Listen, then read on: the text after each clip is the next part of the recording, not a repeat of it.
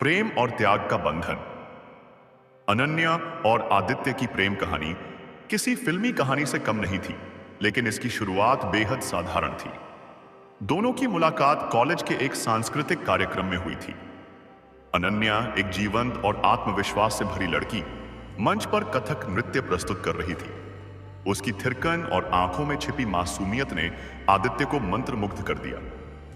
आदित्य, एक शांत और विचारशील इंजीनियरिंग छात्र, उस दिन अनन्या के प्रदर्शन के बाद उससे बात करने की हिम्मत जुटा ही लिया। आपका नृत्य वाकई में जादुई था, आदित्य ने थोड़ा झिझकते हुए कहा। अनन्या ने मुस्कुराते हुए जवाब दिया, शुक्रिया, पर तुम तो ऐसे बोल रहे हो जैसे पहली बार कोई नृत्य देखा हो। बस यहीं से उनकी दोस्ती की शुरुआत हुई। कॉलेज के दिन, कैंटीन की चाय, लाइब्रेरी में साथ पढ़ाई और बारिश में भीगते हुए लंबी बातें, ये सब उनकी जिंदगी का हिस्सा बन गया। धीरे धीरे दोस्ती प्यार में बदल गई। दोनों ने एक दूसरे के सपनों को समझा, एक दूसरे का साथ दिया। आदित्य का सपना था एक सफल इंजीनियर बनने का, जबकि अनन्या अपने नृत्य को विश्व स्तर पर ले जाना चाहती थी। कॉलेज खत्म होने के बाद दोनों ने शादी का फैसला किया। हालांकि उनके परिवारों में कुछ विरोध हुआ, क्योंकि अनन्या और आदित्य अलग अलग समुदायों से थे, लेकिन उनके प्रेम और दृढ़ संकल्प ने सभी को मना लिया। शादी के बाद दोनों दिल्ली में एक छोटे से किराए के मकान में रहने लगे। जिंदगी खुशहाल थी, लेकिन चुनौतियां भी कम नहीं थी। शादी के कुछ साल बाद आदित्य को अपनी कंपनी में तरक्की मिली और उसे मुंबई ट्रांसफर कर दिया गया। अनन्या ने भी अपने नृत्य स्कूल को मुंबई में शिफ्ट कर लिया, लेकिन मुंबई की तेज रफ्तार जिंदगी और आर्थिक दबाव ने उनके रिश्ते को थोड़ा तनावपूर्ण बना दिया। आदित्य की नौकरी में घंटों काम करना पड़ता था और अनन्या का नृत्य स्कूल अभी स्थापित होने की प्रक्रिया में था। दोनों के पास एक दूसरे के लिए समय कम ही बचता था। फिर भी अनन्या हर करवा चौथ को पूरी श्रद्धा से मनाती थी। वह सुबह से तैयारियां शुरू कर देती, मेहंदी, 16 श्रृंगार और व्रत। आदित्य को यह सब थोड़ा पुरातन लगता था, लेकिन वह अनन्या की खुशी के लिए हमेशा साथ देता। वह ऑफिस से जल्दी लौटकर अनन्या के साथ चांद देखता और उसे व्रत खुलवाता। अनन्या की आंखों में आदित्य के लिए अपार प्रेम और विश्वास झलकता था। लेकिन एक साल सब कुछ बदल गया। आदित्य की कंपनी को बड़ा नुकसान हुआ और उसे नौकरी से निकाल दिया गया।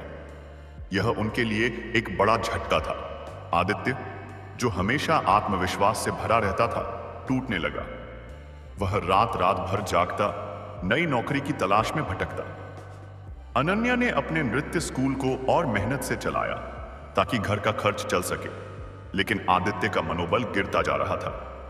वह चुप रहने लगा और अनन्या से दूरी बनाने लगा। आदित्य, तुम मुझसे बात क्यों नहीं करते? हम साथ मिलकर हर मुश्किल का सामना कर सकते हैं, अनन्या ने एक रात उससे कहा।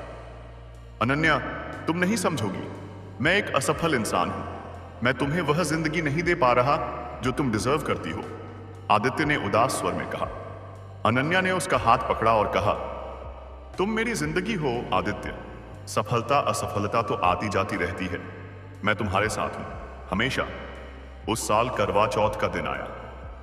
अनन्या ने हमेशा की तरह व्रत रखा, लेकिन इस बार आदित्य का व्यवहार अलग था।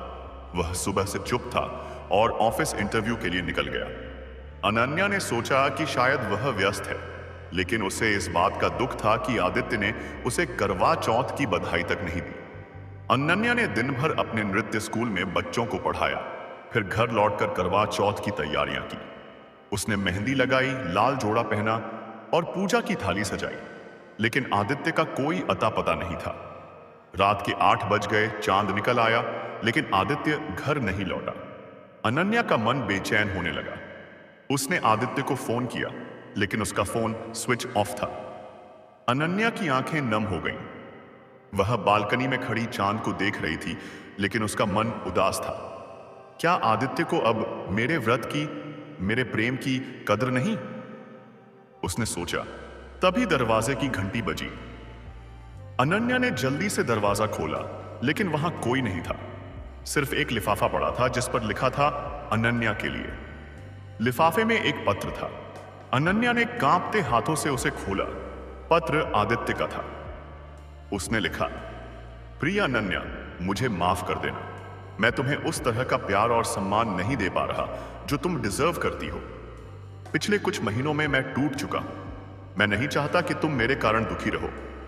आज मैं एक आखिरी इंटरव्यू के लिए गया था, लेकिन मुझे नहीं लगता कि मुझे यह नौकरी मिलेगी।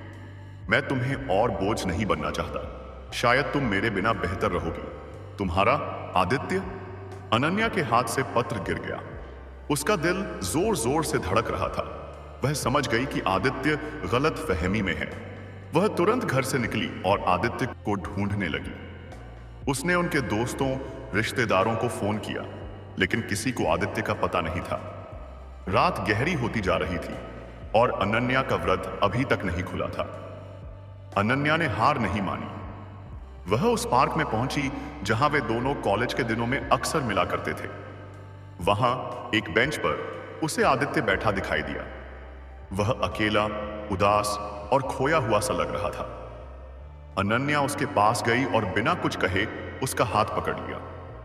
आदित्य, तुम मुझे छोड़कर कैसे जा सकते हो? क्या तुम्हें मुझ पर भरोसा नहीं? अनन्या की आंखों में आंसू थे। आदित्य ने उसकी ओर देखा। उसकी आंखें भी नम थीं। अनन्या, मैं तुम्हें दुख नहीं देना चाहता। मैं तुम्हारे लिए कुछ नहीं कर पा रहा। अनन्या ने उसे गले लगाया और कहा, तुम मेरे लिए सब कुछ हो। यह व्रत, यह प्रेम, यह सब तुम्हारे लिए है। अगर तुम मेरे साथ हो तो मुझे और कुछ नहीं चाहिए। उस रात पार्क में ही अनन्या ने आदित्य के हाथों से व्रत खोला। चांद की रोशनी में दोनों ने एक दूसरे को वादा किया कि वे हर मुश्किल में एक दूसरे का साथ देंगे। कुछ महीनों बाद आदित्य को एक नई नौकरी मिली। अनन्या का नृत्य स्कूल भी धीरे धीरे सफल होने लगा। लेकिन सबसे बड़ी बात यह थी कि दोनों ने एक दूसरे के प्रति अपने प्रेम और विश्वास को और मजबूत कर लिया था। अगले करवा चौथ पर आदित्य ने अनन्या के लिए एक खास सरप्राइज प्लान किया। उसने अनन्या के नृत्य स्कूल में एक बड़ा सांस्कृतिक कार्यक्रम आयोजित किया, जिसमें अनन्या ने अपने छात्रों के साथ मंच पर प्रदर्शन किया। कार्यक्रम के अंत में आदित्य मंच पर आया और अनन्या का हाथ थामकर बोला, तुम मेरी ताकत हो अनन्या। तुमने मुझे सिखाया कि प्रेम और विश्वास से हर मुश्किल को जीता जा सकता है। अनन्या और आदित्य की कहानी हमें सिखाती है कि प्रेम केवल सुख के क्षणों में नहीं, बल्कि दुख और चुनौतियों में भी पनपता है।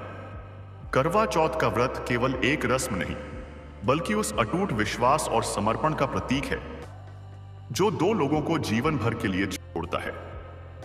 अनन्या और आदित्य ने न केवल अपने प्रेम को बचाया, बल्कि उसे और गहरा कर दिखाया कि सच्चा प्यार हर तूफान को पार कर सकता है।